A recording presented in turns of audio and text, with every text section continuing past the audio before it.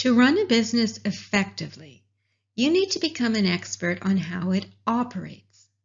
Now, you may be thinking, hey, wait a minute, I'm already an expert on my product or service because I've built it. And yes, creating a product or service does make you a kind of expert. It makes you an expert designer and developer. But you're also the CEO of your business, and a CEO's job is to make sure that the company doesn't just build things, but also becomes and stays financially healthy. You can produce the most amazing products in the world, but if your organization isn't financially healthy, it won't survive.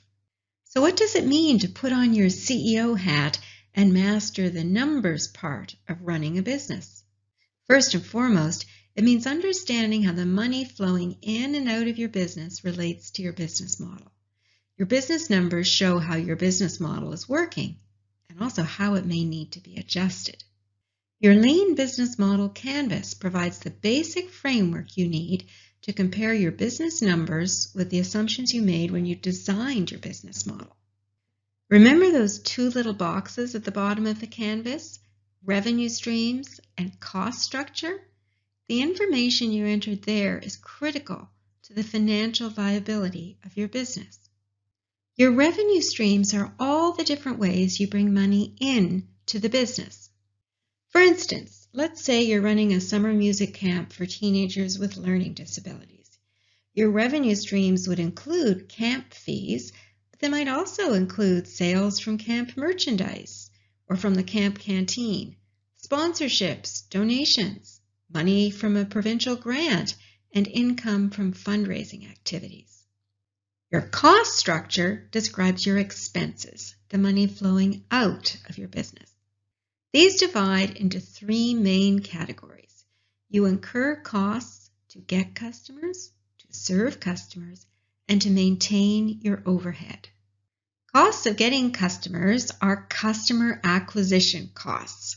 These include expenses for creating marketing materials, such as a website or flyers, as well as expenses for distributing such items. They could also include fees for attending conferences or other business events and for traveling to visit potential customers.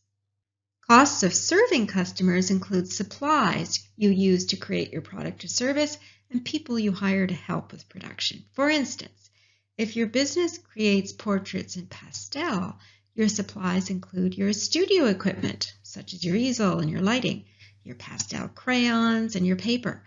Your costs also include materials you use to package the finished portrait, and if you use a delivery service or a distributor, the costs that you use to get the final product to the customer. Overhead includes all the other expenses you must incur to keep your business running. If you rent a physical space, rent is part of your overhead. If you rely on web-based apps to handle things like sales transactions, project management, and accounting, those costs also contribute to your overhead. The relationship between your revenue streams and your cost structure indicates how well your intended business model is actually working. In a business model that's proving effective, your revenue streams are providing ample funds to pay your expenses, and they're doing so at a steady, predictable rate. In a business model that still has some kinks in it, revenue streams are providing enough funds to pay expenses, but cash flow may not be steady. You go from feast to famine and back again.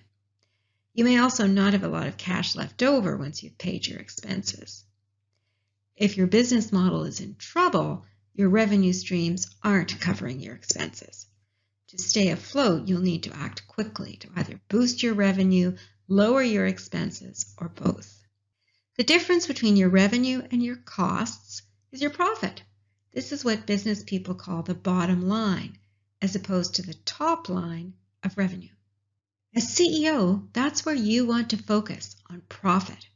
As we'll see, that's true whether you're running a conventional business or an organization that's driven by a social purpose.